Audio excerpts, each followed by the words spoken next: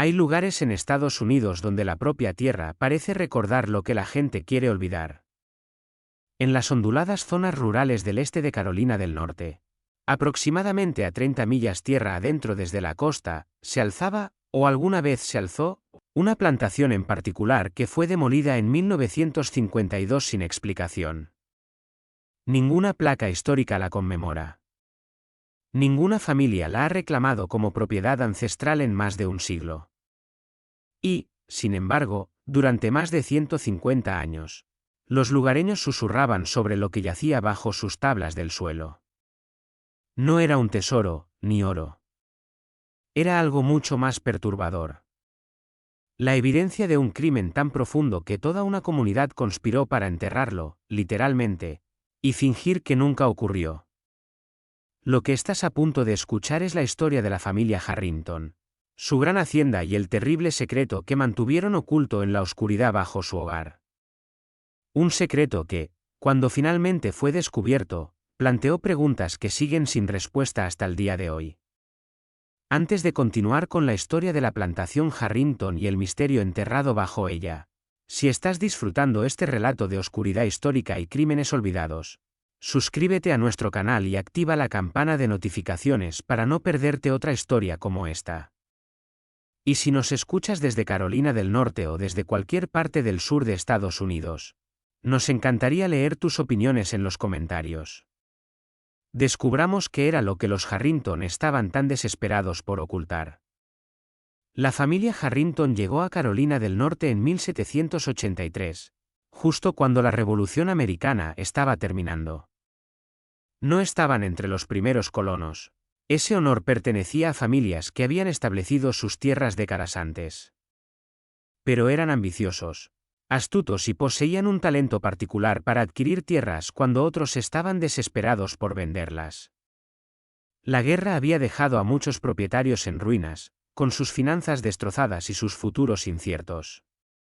Thomas Harrington, un comerciante de Filadelfia que había hecho su fortuna en el volátil comercio marítimo, vio oportunidad donde otros veían ruina. Era un hombre de rasgos marcados y cálculos fríos, con ojos del color de la pizarra y un carácter constantemente inflexible. A principios de sus 50 años, decidió abandonar las calles abarrotadas y bulliciosas del norte y establecerse como plantador en el sur, un movimiento impulsado menos por el amor a la agricultura y más por el deseo de un nuevo tipo de poder, un nuevo tipo de legado. Su esposa Margaret era casi 20 años más joven, una mujer de gran belleza y aún mayor inteligencia. Su belleza era de un estilo clásico severo, y su inteligencia a menudo quedaba oculta tras una reserva silenciosa. Llevaba registros meticulosos del hogar, gestionaba las cuentas con precisión y dio a Thomas 4 hijos, 2 varones, William y James, y 2 hijas, Catherine y Eleanor.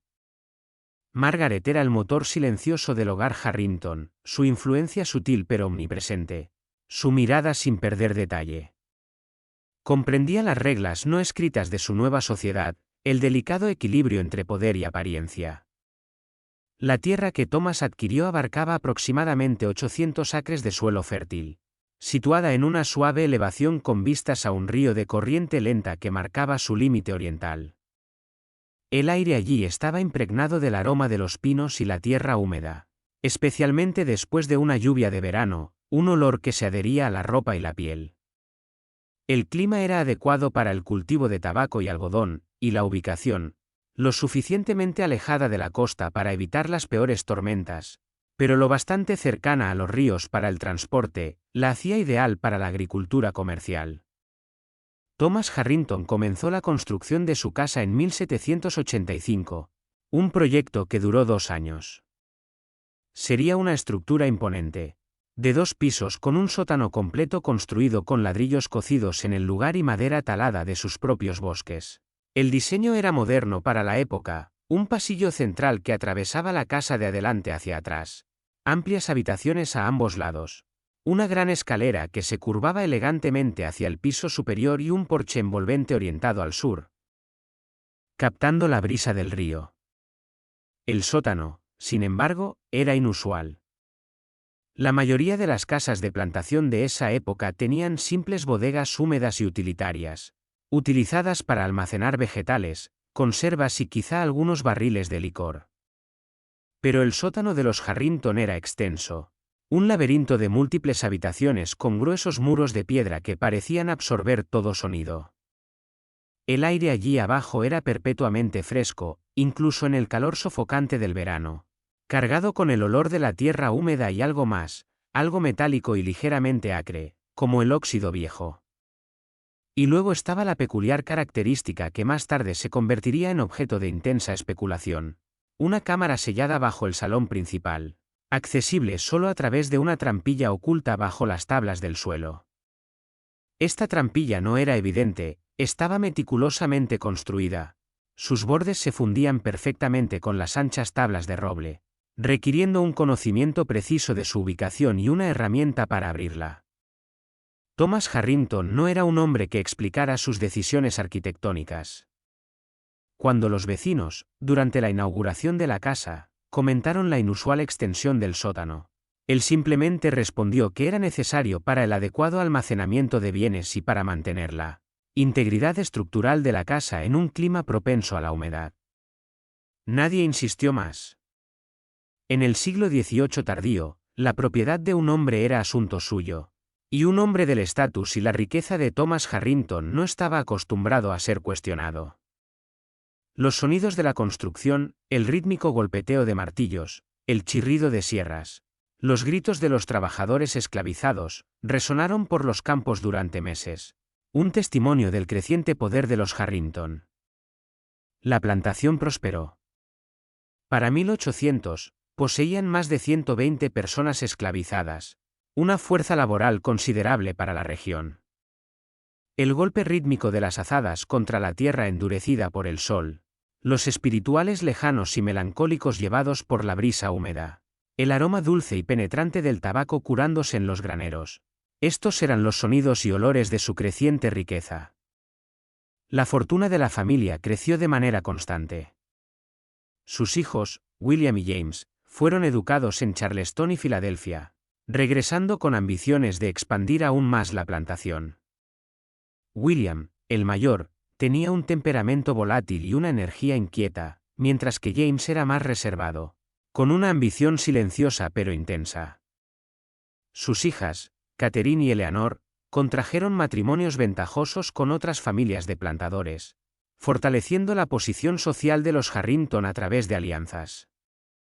A simple vista, la familia Harrington era respetable, exitosa y tan común como lo eran las familias adineradas de plantadores de la época. Asistían a la iglesia regularmente, organizaban reuniones elegantes y participaban en la vida social y política del condado. Thomas incluso sirvió como magistrado durante varios años, conocido por emitir juicios rápidos y severos.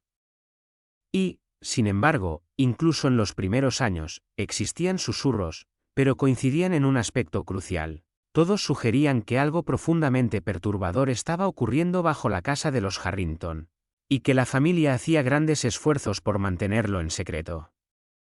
El silencio que rodeaba el tema, la forma en que las conversaciones se interrumpían bruscamente cuando se mencionaba la casa, era una prueba del poder de ese temor no expresado.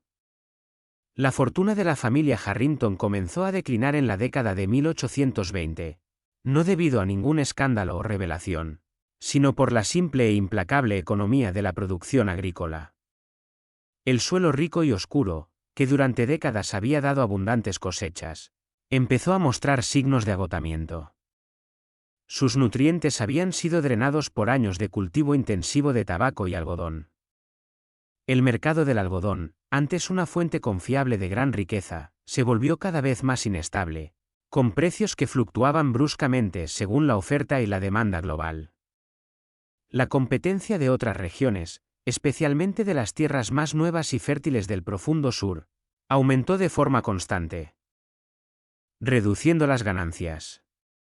Para 1830, la plantación seguía siendo rentable, y sus campos aún eran trabajados por una gran fuerza laboral esclavizada, pero ya no era la empresa próspera y en expansión de los primeros años del siglo. Las líneas limpias y precisas de los libros contables comenzaron a desdibujarse, reemplazadas por cifras borrosas y deudas crecientes. Thomas Harrington murió en 1828 a la extraordinaria edad de 95 años. Había vivido una vida excepcionalmente larga para la época, como si su voluntad de poder hubiera prolongado su propia existencia. Su muerte fue marcada por un funeral considerable, al que asistieron muchas de las familias prominentes de la región, más por obligación y respeto a su influencia que por verdadero afecto. El aire estaba cargado con el aroma de lirios y tierra húmeda, en fuerte contraste con el olor acre que a veces emanaba de su casa. Su testamento fue leído y sus bienes se dividieron entre sus hijos sobrevivientes. La plantación, el corazón del legado Harrington, pasó a su hijo mayor, William, quien entonces tenía poco más de 50 años. William Harrington era un hombre muy diferente a su padre. Donde Thomas había sido astuto, calculador y dotado de una previsión casi inquietante, William era impulsivo, propenso a planes grandiosos y mal concebidos, y poseía un temperamento volátil que a menudo nublaba su juicio. Había heredado la riqueza de su padre, pero no su habilidad para los negocios ni su control frío e inquebrantable. Era un hombre de excesos, amante del buen licor, del juego y de la emoción efímera del riesgo. En menos de una década, la situación financiera de la plantación se deterioró significativamente. Los campos, antes cuidadosamente gestionados, comenzaron a mostrar signos de abandono, las filas menos rectas, las malas hierbas más abundantes. William tomó decisiones cada vez más desesperadas para intentar restaurar la rentabilidad. Amplió la fuerza laboral mediante compras, asumiendo grandes deudas, creyendo que la cantidad compensaría la mala gestión. Experimentó con nuevos cultivos no probados que fracasaron estrepitosamente, dejando campos estériles y recursos desperdiciados.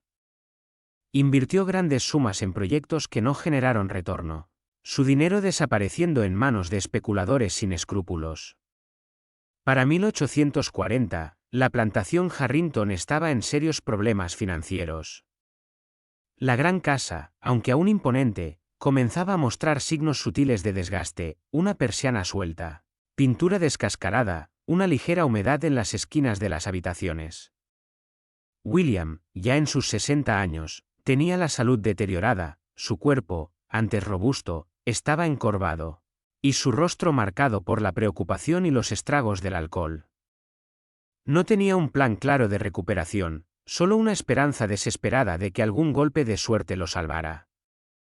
Sus hijos, Thomas Jr. y Edward, jóvenes de entre 20 y 30 años, habían heredado la impulsividad de su padre sin sus ventajas iniciales. Veían la decadencia, sentían la presión de las deudas, pero carecían de la experiencia o la voluntad para revertir la situación. El peso de los fracasos de su padre y el oscuro legado de su abuelo recaía sobre ellos. Fue durante este periodo de declive cuando la habitación sellada bajo la casa parece haber caído en desuso. Los susurros no desaparecieron por completo, pero se volvieron menos frecuentes y menos precisos, desvaneciéndose en el murmullo cotidiano. Era como si la habitación se hubiera convertido en una reliquia de un pasado más oscuro, algo que se estaba olvidando gradualmente, o simplemente ignorando. Los Harrington, consumidos por sus problemas financieros, probablemente no tenían ni el tiempo ni la voluntad para continuar con las actividades sombrías que alguna vez se llevaron a cabo allí. El aire en el sótano, aunque aún fresco y húmedo, ya no transmitía la misma sensación opresiva, sino solo el olor a tierra vieja y abandono. Y entonces, en la primavera de 1847, ocurrió algo que devolvería a esa habitación y a sus secretos al centro de todo, de una forma aterradora.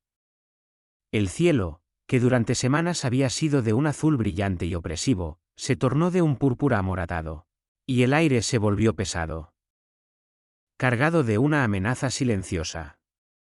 En la primavera de 1847, una tormenta severa, como ninguna recordada por los habitantes, atravesó la región y llegó con una furia repentina y violenta, arrasando el paisaje con lluvias torrenciales y vientos aullantes que arrancaban las hojas de los árboles y hacían caer ramas al suelo. El cielo se volvió de un púrpura amoratado y ominoso, y el aire se volvió denso, cargado con el olor a ozono y tierra húmeda. La tormenta rugió durante 3 días, provocando inundaciones generalizadas en las zonas bajas del condado, convirtiendo los caminos en ríos de lodo y los campos en lagos poco profundos. La plantación Harrington, situada en terreno elevado, se salvó de las peores inundaciones, pero la lluvia constante causó daños significativos a la gran casa. El agua, filtrándose a través del mortero debilitado y las antiguas vigas, penetró en el sótano, formando charcos sobre el suelo de piedra y dejando marcas de humedad en las gruesas paredes. El aire en el sótano se volvió pesado y sofocante, impregnado del olor a tierra mojada y moho. La familia se vio obligada a realizar reparaciones, un gasto costoso e inoportuno dadas sus ya tensas finanzas. William Harrington, con el rostro marcado por la preocupación, ordenó a su capataz que dirigiera a un grupo de hombres esclavizados para limpiar el agua y evaluar los daños. Fue durante estas reparaciones cuando un trabajador, un hombre llamado Samuel, descubrió algo inusual. Samuel era observador y silencioso, con manos hábiles y firmes. Se movía por el sótano húmedo y resonante, sus pies descalzos chapoteando suavemente en el agua, el frío penetrando en sus huesos. Mientras retiraba escombros de un rincón particularmente oscuro, su mirada se detuvo en una sección de la pared de piedra. Parecía haber sido construida con un mortero ligeramente distinto, una variación sutil en color y textura que solo un ojo atento notaría. El asalto de la tormenta había encontrado un punto débil. Parte del mortero se había agrietado y desmoronado parcialmente, revelando una abertura estrecha e irregular detrás del muro. De ella emanaba una corriente de aire tenue y perturbadora, más fría que el resto, acompañada de un olor extraño e indescriptible. Samuel se detuvo, su corazón acelerándose. Había escuchado los susurros, las historias sobre el oscuro lugar bajo la casa del amo. Dudó, sintiendo un frío miedo recorrerle la espalda, pero la voz dura del capataz lo obligó a actuar. Informó de su hallazgo a Garrett Utechkins, el capataz, un hombre práctico y severo que llevaba unos 5 años trabajando para los Harrington. Utechkins, irritado por la interrupción, se acercó con paso pesado. Observó la pared con el ceño fruncido. «Solo es un asentamiento», gruñó. «Arréglalo y no pierdas el tiempo». Sin embargo, antes de terminar la reparación, una chispa de curiosidad, o quizá un recuerdo vago, lo llevó a investigar. Se arrodilló y miró por la grieta. Sintió el aire frío en el rostro y ese olor inquietante. Introdujo la mano, primero tocó piedra, luego algo más blando. Un escalofrío recorrió su cuerpo. Ordenó a los hombres que se apartaran, y con una palanca, comenzó a ampliar la abertura. Quitó piedras sueltas y mortero quebrado hasta revelar una pequeña cámara oscura, sellada del resto del sótano. El aire que salió era denso, viciado, con un dulzor enfermizo, como flores en descomposición mezcladas con metal. La cámara medía aproximadamente 2,5 por 3 metros, con un techo bajo en arco. No había muebles ni herramientas. Solo vacío. Pero no estaba vacía. A la luz temblorosa de la linterna, Utechkins los vio, restos humanos. No recientes, pero inconfundibles. Esparcidos sobre la tierra húmeda, parcialmente cubiertos por polvo y escombros. Cráneos, costillas, fémures. El olor a descomposición llenó el aire. Había varios cuerpos, al menos 3, quizá más.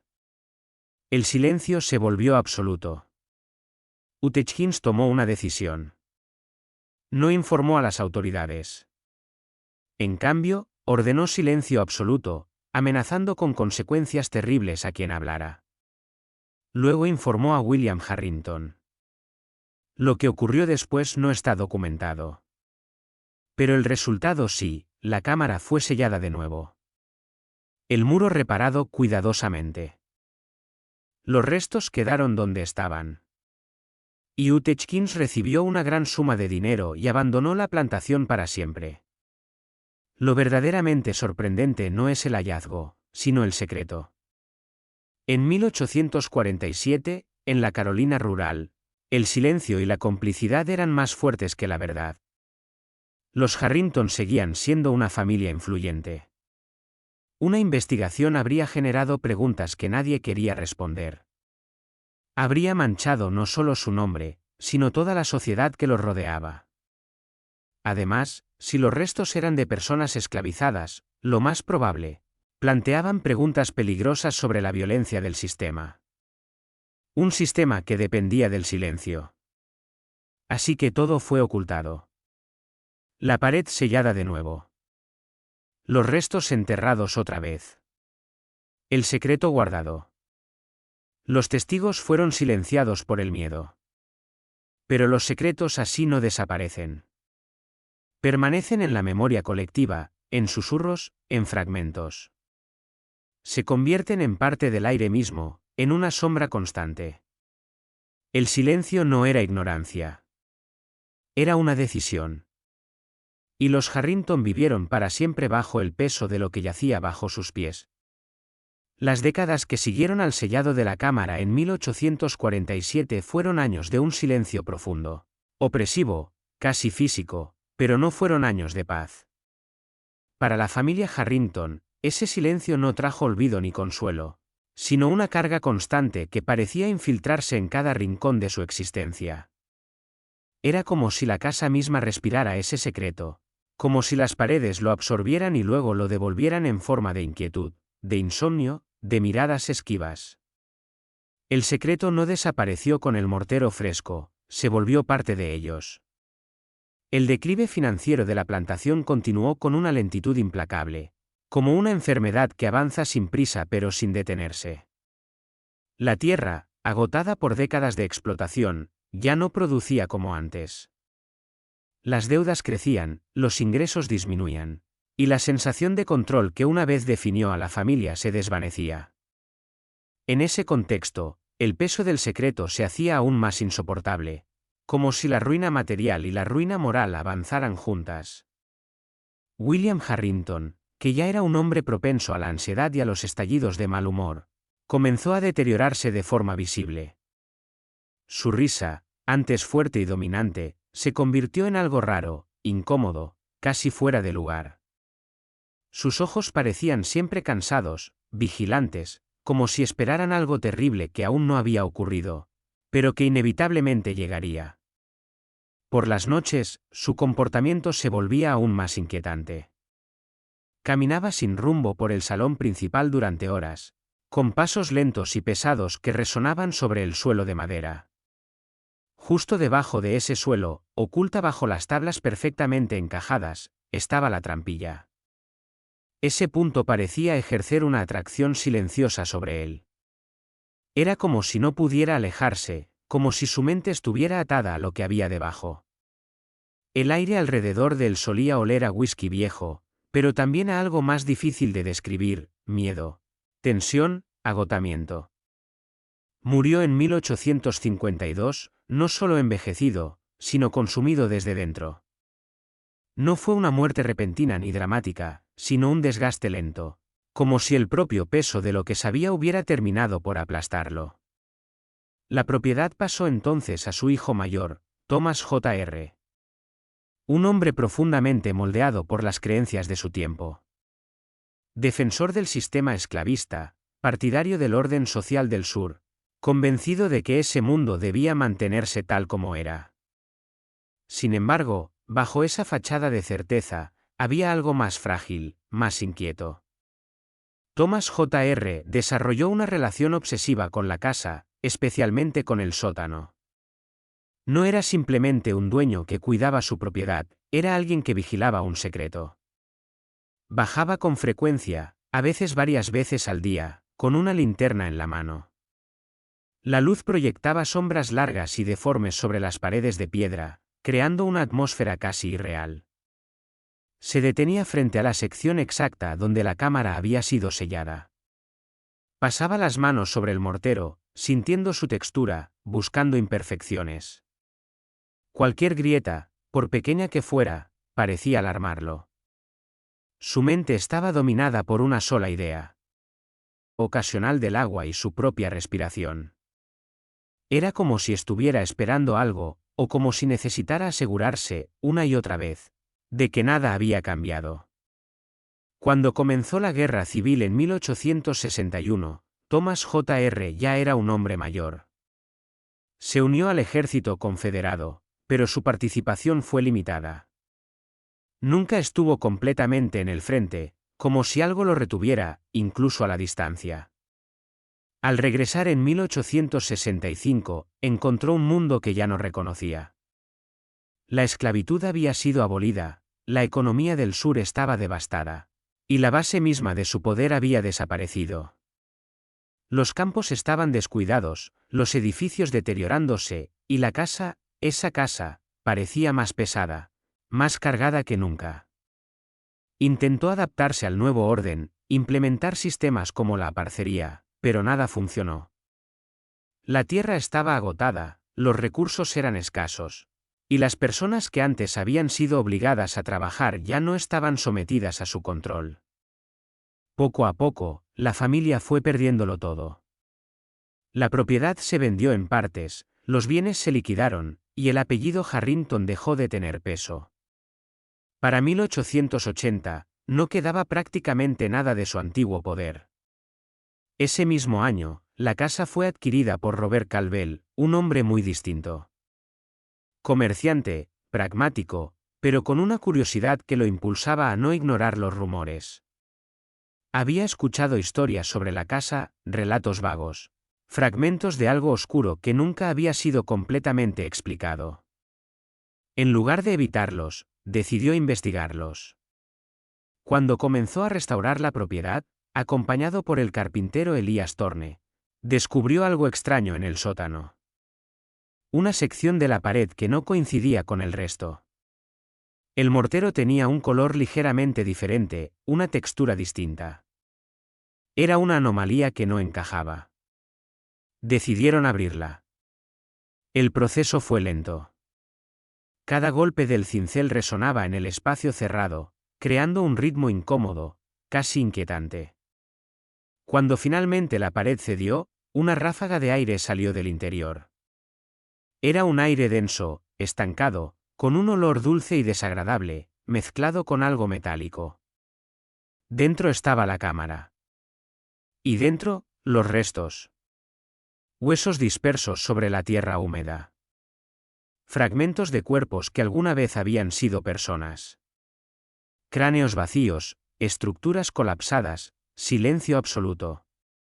La escena era tan impactante que incluso alguien práctico como Calvel no pudo ignorarla. Pero, a diferencia de lo ocurrido décadas antes, esta vez no eligió el silencio.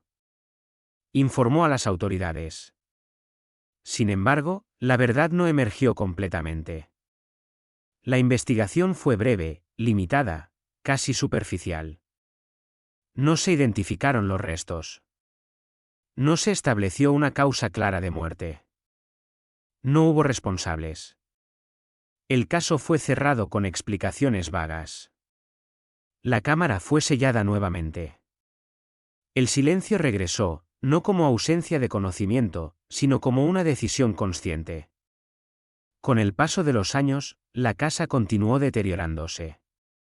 Se convirtió en un lugar evitado, rodeado de historias y rumores.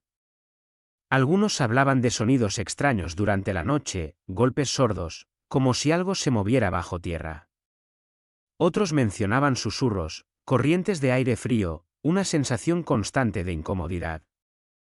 En 1952, finalmente, la casa fue demolida.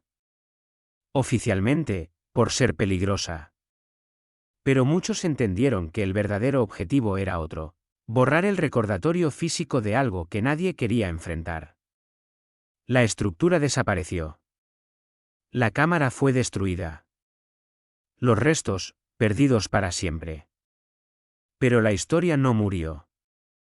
Sobrevivió en la memoria colectiva, en relatos transmitidos en voz baja, en versiones que cambiaban con el tiempo, pero que nunca desaparecían del todo. Con el paso de las décadas, se transformó en leyenda. Algunos dejaron de tomarla en serio. Otros la reinterpretaron como una historia de fantasmas.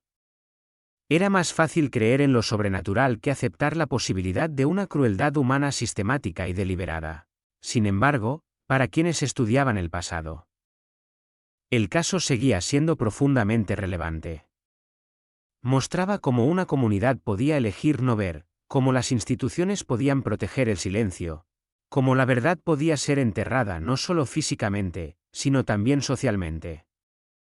La cámara nunca fue estudiada a fondo. Los restos nunca fueron identificados. Las preguntas nunca recibieron respuestas definitivas.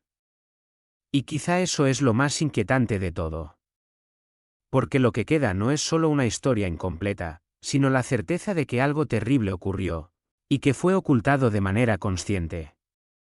Hoy, el terreno donde se encontraba la casa sigue vacío. Han pasado más de 70 años desde su demolición, y aún no se ha construido nada allí. Algunos dicen que es por falta de valor económico. Otros hablan de una sensación extraña, una incomodidad difícil de explicar. Tal vez sea solo sugestión. O tal vez sea memoria. Porque hay lugares que parecen recordar. Y aunque la casa Harrington ya no exista, su historia sigue presente, como un eco lejano, persistente, que no puede ser completamente silenciado.